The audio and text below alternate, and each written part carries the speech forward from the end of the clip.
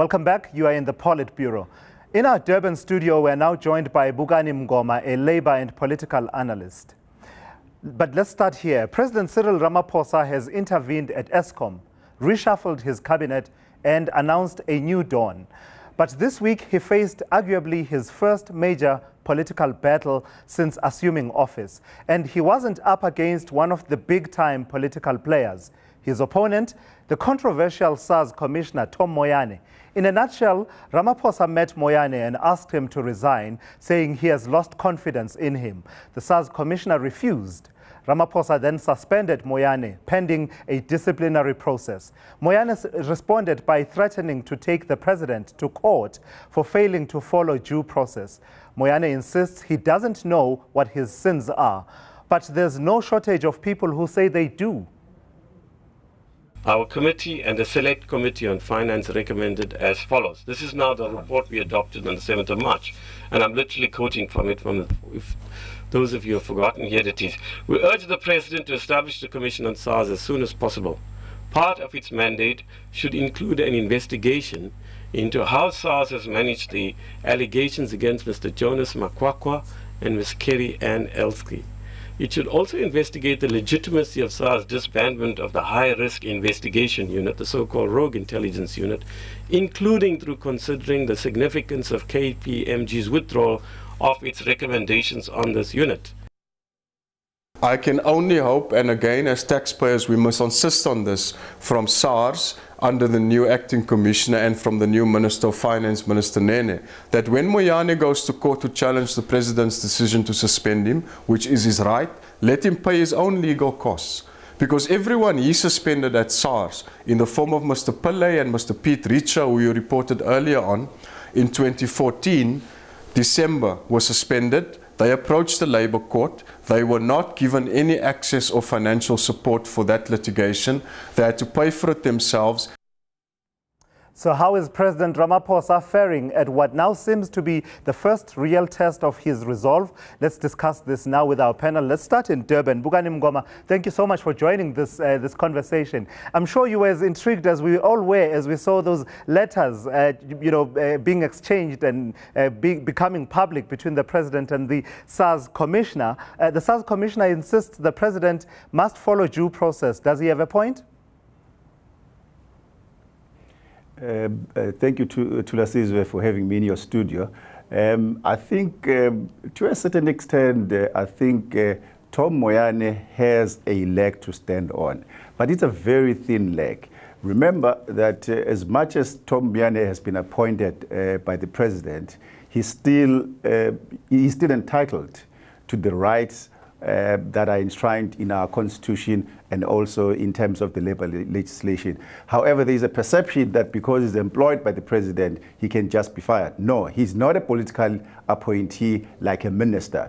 So to a certain extent, I do agree with him that, for example, if Tom were to go to court, the chances of him being granted an interdict on the basis that the President did not afford him an opportunity to make representation as to why he should not be suspended I would call it a 50-50 chance, but there is a possibility that he might get that. However, I must also add that that's a very thin leg to stand on, because it would be very short-lived. Because remember, if, for example, the court were to agree with him that you are supposed to have been given the right to make representation, I think what President may do is that even before the ink is dry in that judgment, the President can actually reissue him with another invitation to actually ask him to make representation. Then we're back to square one.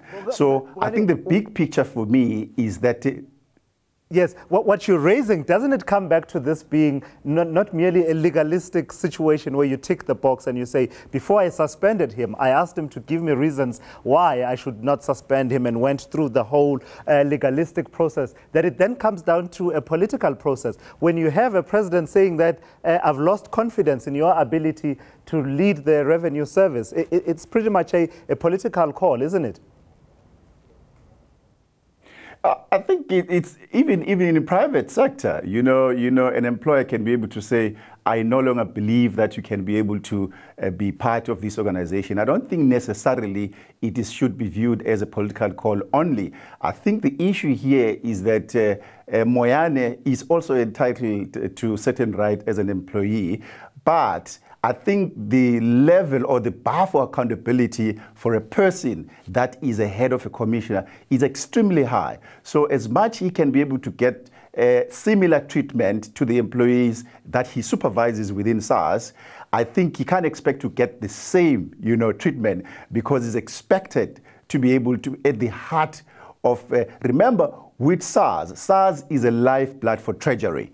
It basically means that SARS pumps blood into Treasury to be able to exist. And then Treasury distribute funds to departments and then for service delivery to take place. So his position is a very critical position. Yes, the president has appointed him. He is a head of state, but still the president has to follow, due processes, because every person in this country has a right in terms of the Labor Relations Act and also in terms of the Constitution. That's why I'm saying that even if we were to win his case, it's going to be a short-lived one. The bigger picture is that there must be a disciplinary inquiry, which I think the president has already agreed.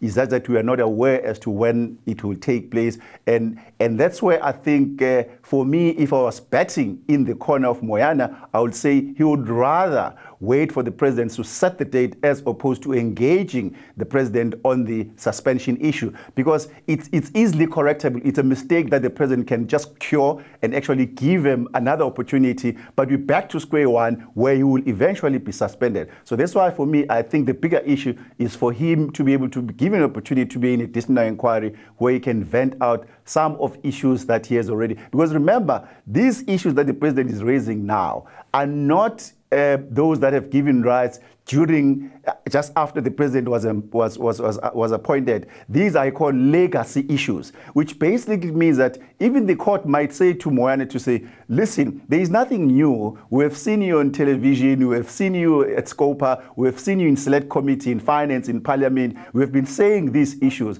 So what is that the president should have given you an opportunity to make representation for? Because there is nothing new really that you're going to come with. So as far as I'm concerned, as a president, I have a right to be able to suspend you. A quick word from you, Mkhabela, and we're completely out of time. It was easier for President Ramaphosa to deal with issues of, not easier, it was, there was the challenge dealing with executive appointments in the form of the cabinet, etc. You're now at the level of the people that are in the bureaucracy. Politically, how much currency does he need to carry out the sweeping changes he would want to make at institutions such as SARS, for example? Well, the fact that he's newly elected president and he has announced the new dawn, new way of doing things and all of that, from a public perception point of view and public expectation point of view, he has a lot of leeway to do that. But as my colleague points out, he faces this legal thing. And in this Tom Moyane case, it was a question of the legal imperative clashing with the political imperative, and he opted to mix the two. So he calls him, he has a discussion with him, and he says, based on this discussion I've had with you, I'm not confident. I think you should go. But we should also remember that Tom Moyane is not a permanent government employee. He's got a contract which is expiring sometime next year. And as I understand it, the president actually offered him to say, we'll pay you out the contract, throughout the contract, and then you just leave, because I think the president is rushing to appoint a credible head of the commission, so that revenue service, so that you can stabilize it, you can start collecting taxes, and then close this close to 50 billion deficit that we're facing. Mpumelelo Mkhabela, thank you so much. Always appreciate you coming out this morning and talking to us. And Bugani Mngoma down in Durban, thank you so much as well for joining us. After the break, the new dawn we keep hearing about was meant to condemn the old order and usher in the new.